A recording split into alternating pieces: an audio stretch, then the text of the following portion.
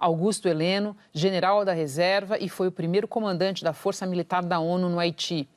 O Exército foi empregado, como o Renato disse, numa situação inédita de intervenção e jogaram as fichas todas na mesa.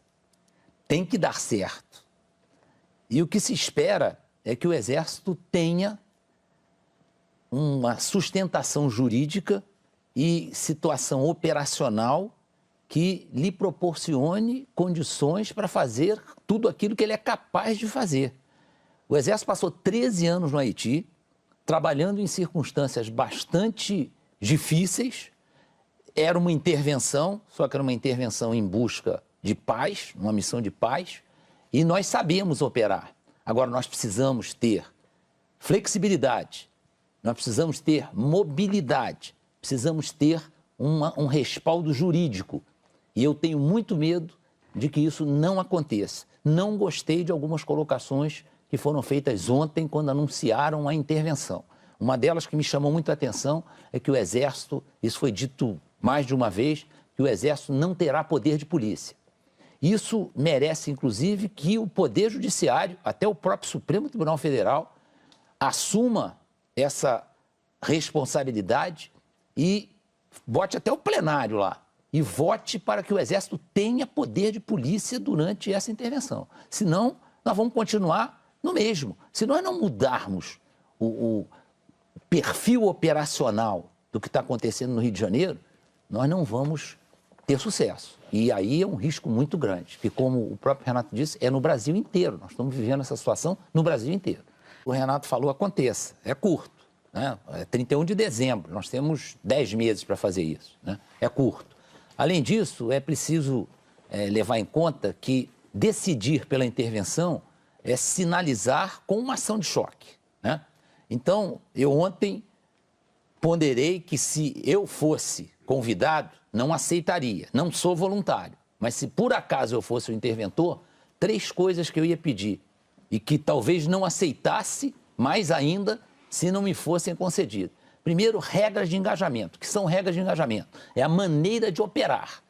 A nossa regra de engajamento no Haiti era uma regra de engajamento altamente flexível, que dava ao comandante da cena, não era o comandante geral, o comandante da cena onde estava acontecendo aquilo, o poder de ferir e chegar ao ferimento letal daquele sujeito que tivesse ato ou intenção hostil. Ou seja, um sujeito armado de fuzil, assaltando, roubando carga, ele passa a ser um alvo. E a partir daí eu posso eliminá-lo. É duro sim, mas é assim que tem que acontecer.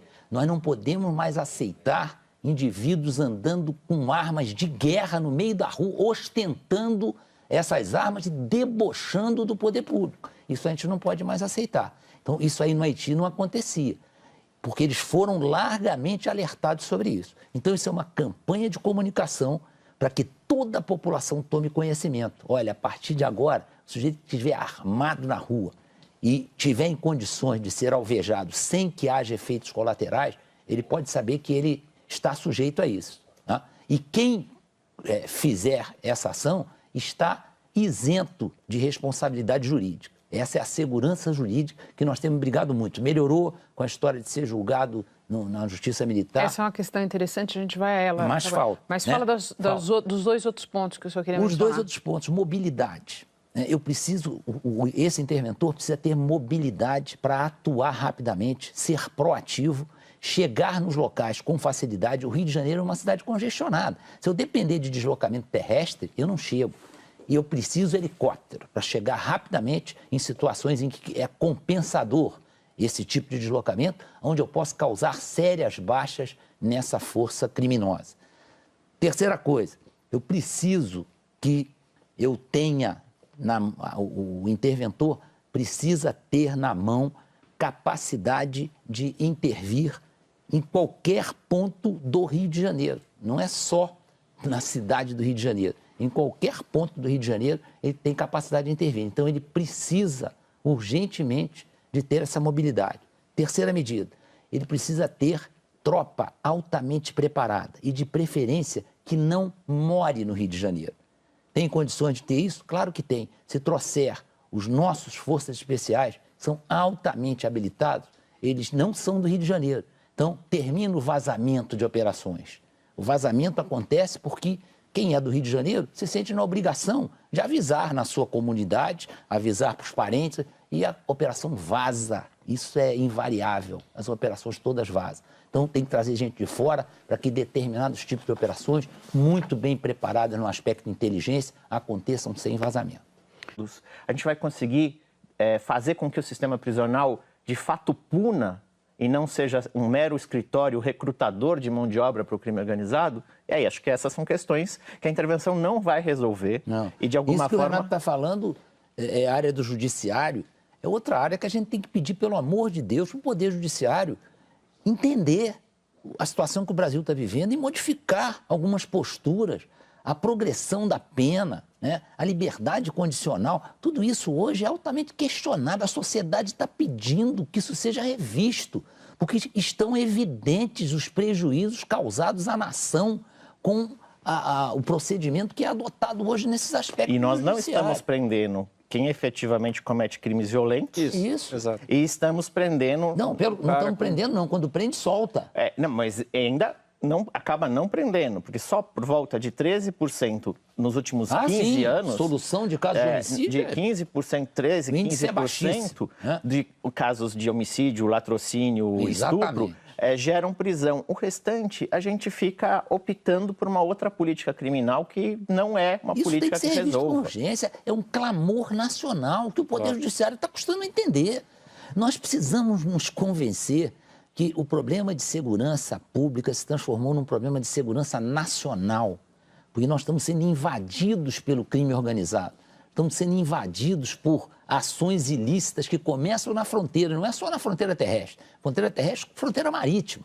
Se o país não se convencer disso, nós vamos caminhar na direção de ser um narcopaís. Então, isso é péssimo, porque isso para os nossos filhos, para os nossos netos, será uma situação extremamente desagradável. E nós estamos caminhando para ser um narcopaís. Somos hoje o maior consumidor de crack do mundo, o segundo de cocaína e o maior local de passagem de droga do mundo. Chega de títulos ou querem mais títulos? Um esclarecimento em relação ao que ele falou, porque é natural. Quando a gente fala em regra de engajamento, e essa regra de engajamento é uma regra dura, ela é empregada com muito critério, com muita parcimônia. Não é chegar e sair atirando. Né? É preciso que tenha as condições para que eu tenha certeza que vou eliminar bandido. Gente que não pode continuar a ameaçar a sociedade armado com armas de guerra.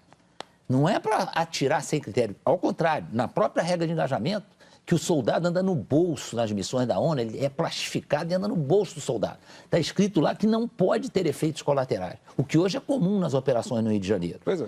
Um outro ponto importante, as polícias, por exemplo. A polícia do Rio de Janeiro é um exemplo típico. A gente pode dizer que o policial do Rio de Janeiro é covarde? Eles são extremamente corajosos. Subir morro de bar de tiro, os morros do Rio de Janeiro, tem que ter muita disposição, muita vontade. E eles fazem isso diariamente. Então, nós temos que respeitar. Isso é um ponto altamente positivo. Muitos policiais, às vezes, morrem em serviço, que tomam atitudes em lugar onde presenciam alguma situação de criminalidade e eles vão lá e atuam e acabam morrendo. Então, eles são extremamente ciosos. Agora, o que acontece em relação a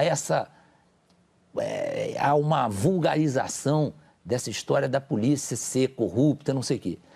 Um país onde a sua classe política derrete o país com a corrupção, começando pela cúpula do país, começando pelo presidente da República. Você acha que o homem que está lá na ponta da linha, sendo mal pago, com péssimas condições de trabalho, mal armado, mal equipado, é fácil convencer esse sujeito de não ceder a determinadas tentações erradas, injustificáveis, mas é fácil num país onde os exemplos são péssimos? Isso a gente tem que considerar. Isso é uma educação nacional que tem que começar a acontecer. É o que ele falou, nós não vamos ser... o Rio de Janeiro não vai ser Estocolmo, mas nós temos que pensar na educação, resgatar valores que nós abandonamos. Os valores da sociedade Estão sendo abandonados os valores da família. Nós não podemos, de repente, prostituir o país com uma série de ações que são péssimos exemplos para os nossos filhos, para os nossos netos. Porque as Forças Armadas, nós temos consciência disso, estão sendo usadas politicamente em inúmeras oportunidades. Agora mesmo, uma situação de Roraima, as Forças Armadas viraram posto de controle de imigrantes. Né? Pô, isso aí não tem nada a ver com a missão das Forças Armadas. Controlar a imigração, né? e sair carimbando passaporte, não tem nada a ver com as Forças Armadas. Então, isso é um uso político das Forças Armadas, mau uso. Talvez a jogada do Temer seja a do Sarney no cruzado. Pode não ser sustentável no tempo, mas pode fazer uma boa figura até a eleição. Pode ser. Pode ser que isso esteja na cabeça dele.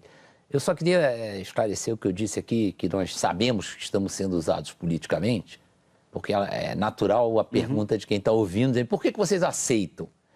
Por dois motivos. Primeiro, que o presidente da República é o comandante supremo das Forças Armadas. Então, nós vamos questionar cada ato do presidente da República, se é político, se é operacional, se aquilo é missão do Exército, não é, porque nós vamos criar uma situação insustentável.